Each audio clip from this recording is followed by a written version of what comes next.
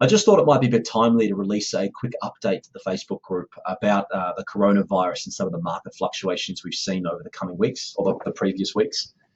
If you've got any questions, as always, don't hesitate to reach out. We're going to start doing a lot more webinars and group interaction over the coming weeks as well. And we're also going to release an article on this coronavirus in the next couple of days. First and foremost, I just wanted to take the time to draw your attention to a general advice disclaimer. It just says that what you're about to hear is general in nature, so don't run out and action this without having a chat to us first.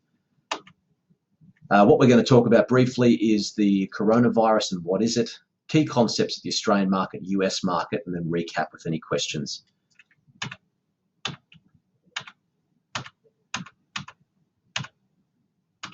Coming through a few of these.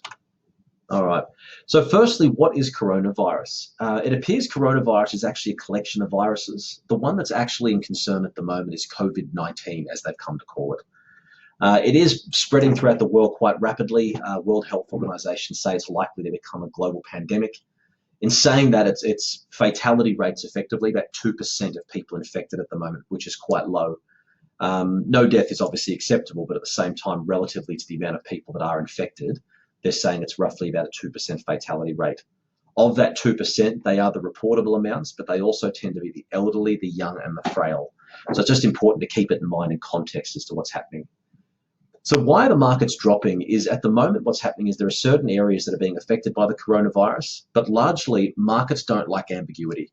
You've got to remember this comes off the back of the bushfires that took place recently and the droughts. Over the Christmas period, we had low interest rates. We had Donald Trump bombing parts of the Middle East, which played havoc with the oil prices. All these things are interrelated. And if you can liken it to, I guess, playing a game of football where somebody takes the goalpost out of the ground, nobody knows which way to run. That's largely what happens with markets with ambiguity. So the ones that are really being impacted, and the words markets are probably a little too liberally used, but you've got sections or sectors of the market. So hospitality and tourism are affected at the moment. I was talking to a client yesterday explaining that these sorts of things do happen from time to time. We've had bird flu and swine flu and SARS and all these others. And at no instance did any of those events cause me not to fill up my car at the petrol station. Did not one stage in any of these events did it cause me not to go out and buy groceries. They did, however, stop me booking flights on holidays. You'll find the same sort of things happening with Border Patrol at the moment, where it's not just people booking holidays, but also people coming into the country, which means a lot of people are not coming here to invest during our Christmas holiday season. And then you've also got a lot of university students and international students that have effectively been locked out of school, told to stay at home, or having trouble making it back in again. So those sorts of industries are certainly being affected. The other one to keep in mind is there's the potential for tomorrow for interest rates to decrease once again on the back of these losses. And what that means is with lower interest rate environments, it's great for your home loan, but it's horrible for deposits. So it becomes a less attractive place for global monies to come and invest. It also becomes an interesting opportunity for some of us to invest our cash monies and start looking for other areas that otherwise are providing yields greater than the cash rate. So we'll come back to that as the opportunity side, but that's really what coronavirus is. That's a bit about why markets are dropping. How is it likely to affect my portfolio?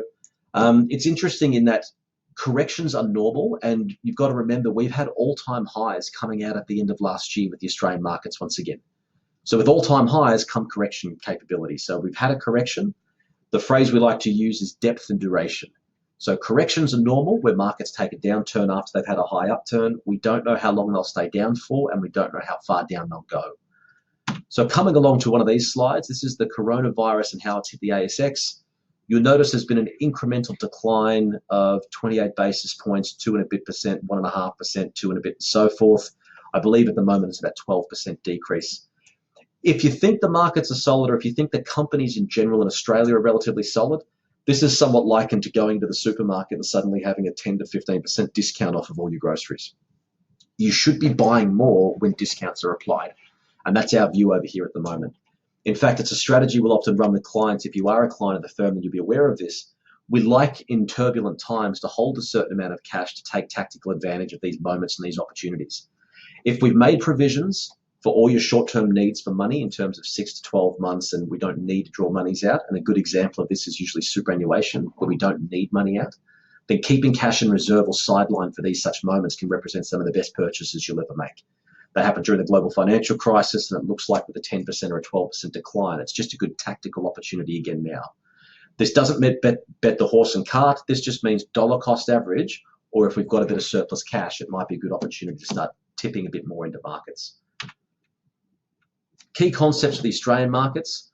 So share markets have fallen sharply over the last week or so on the back of the coronavirus. It comes just weeks off of all-time highs. So again, corrections are normal. It's important to note that the downside is really around the uncertainty. And at this point, we don't know where this is headed. So although the crisis is high, it is our view it's a correction. We just don't know the depth or the duration of how long this will last. There are a few things that investors should keep in mind, that when pullbacks happen, it provides opportunities for investors to buy stocks back at a cheaper rate. It also means dividends can be smoother and become quite an attractive option as an alternative to cash for the short-term duration. Again, there are some considerations when investing in shares over cash, but it's an important one to note. The other one is just it's best to turn the noise down during times like this. If you're a client of the firm, you'll have heard me say many a time, the job of news is to sell news. The way they do that is by getting attention. So headlines are never just average, they're always amazing, or they're always cataclysmic. If it wasn't, then we wouldn't pay attention. So it's best to turn about 20 or 30% of the volume down on either side of that, because the truth usually lies somewhere in the middle. Another one to look at is just with Australian markets, since Federation to today, you can almost draw a pretty clear 45-degree growth curve. What happens is these little trials and tribulations that we have in between feel like the end of the world at the time, but as time goes on, these really get ironed out. And so this is, I guess, one of the major keys for investing versus trading. Trading, you're trying to take better opportunities of tactical adjustments as you go. Investing is really about making good decisions over the medium to long term. And even the global financial crisis, where markets halved, is really a blip in contrast to what did happen previously. World War II was a 32% decline in markets. But again, as time goes on, all things recover. So it's a case of time in the market rather than trying to time the market. Key concepts in the United States is after the low, share markets generally rebound sharply, which invariably makes it hard for investors to time. So again, it's the time in market concept. As would be expected, the share market rebound in the year after the low is much greater following falls associated with recessions, in which case this is not.